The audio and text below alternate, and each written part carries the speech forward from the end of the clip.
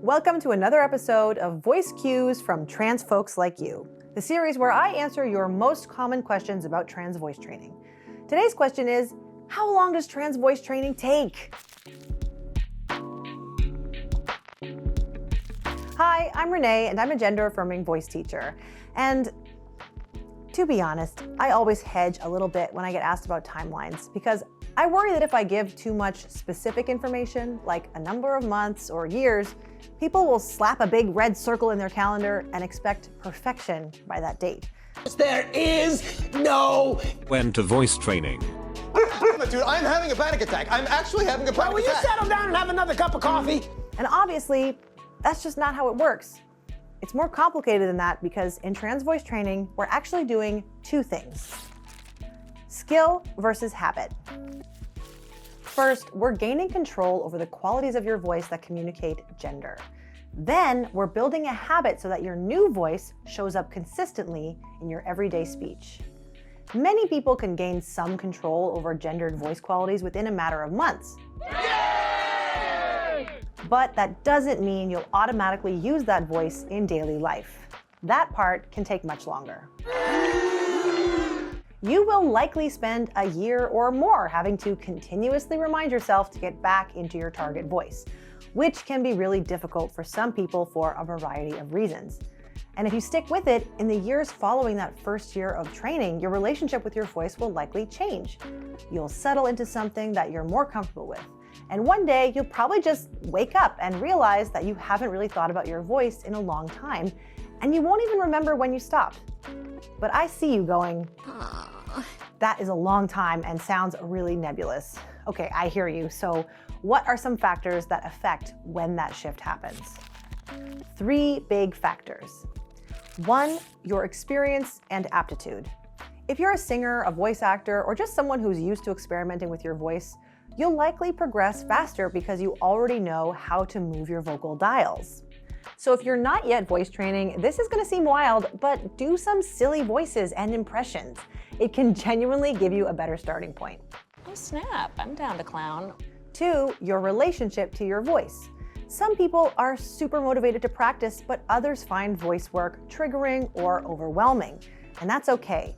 Your emotional connection to your voice can help or hinder your timeline, but both are normal. But if it is hard emotionally, name that to yourself and recognize that it may be harder on your progress and results. 3, your time and consistency. This is a big one. Consistent practice, even 10 minutes a day, is more effective than long, infrequent sessions. If you can find small ways to integrate voice work into your daily life, that builds momentum over time.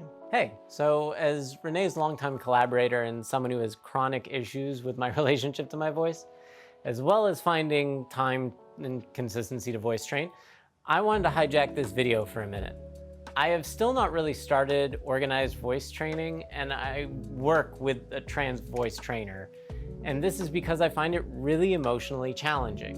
Oh, what an appallingly ironic outcome! But I do have some experience with long-term gradual changes. Now, this may sound funny looking at me, but for the first 5 years of my transition, I avoided any physical activity like it was the plague.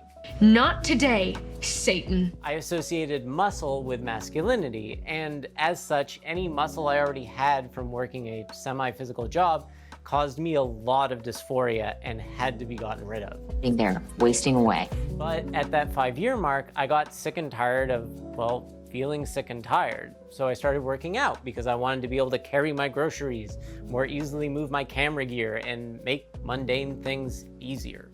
That started small, and this is not a joke, I did exactly 10 minutes a day. Every day at lunch, I would do 3 exercises with 5-pound weights. It wasn't following some get swole quick routine.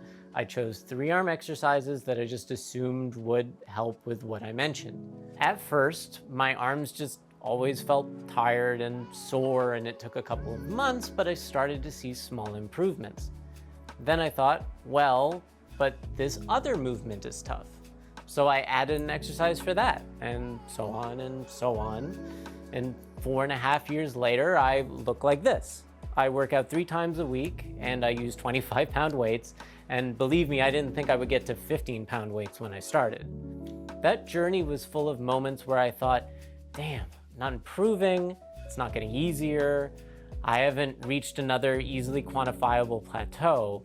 And that still honestly happens to me at points right now. But here's the reality, and yes, this is tying back into voice training. If I've learned anything, is that human bodies are not machines.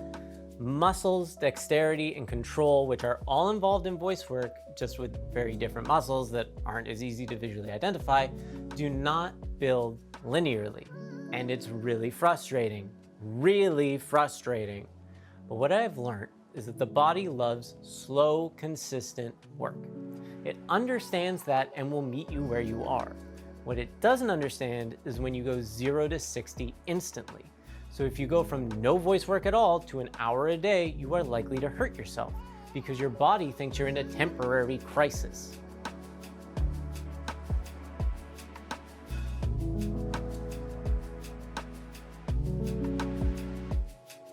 What an appallingly ironic outcome. My point is, you may hear 10 minutes a day or start with a daily warm-up and think, that's too little, it can't really do anything. But you're wrong. So long as when it gets easy, you take it up that one step further. Now, wish me luck that I can actually make myself apply that to my voice too. What if it's taking longer? Thanks for your input, T. Now, what if it takes even longer than you're expecting? If that happens, that's totally normal. Some people take a year, some take 5 or more.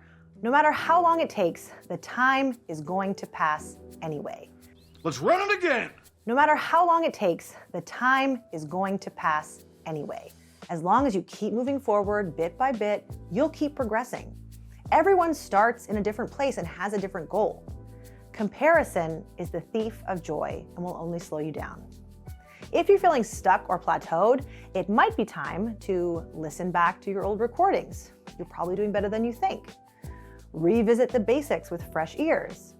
Try adding a new exercise or warm-up technique to your routine. Get support from a coach or peer who can offer feedback, or maybe take a break.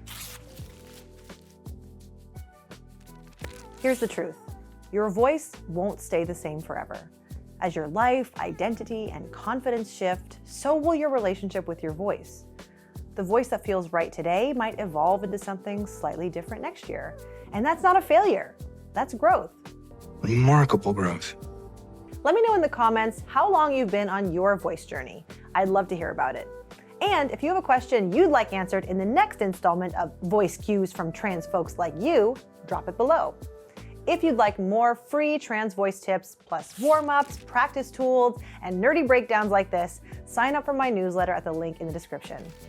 That's all for today. I've been Renee, and I hope this helps. How long you've been on your version? Yeah. Take a few breaths. What if it were ease? What if it were easy? What if it were ease? Now when I make a mistake, I see the clip in the outtakes at the end. Outtakes.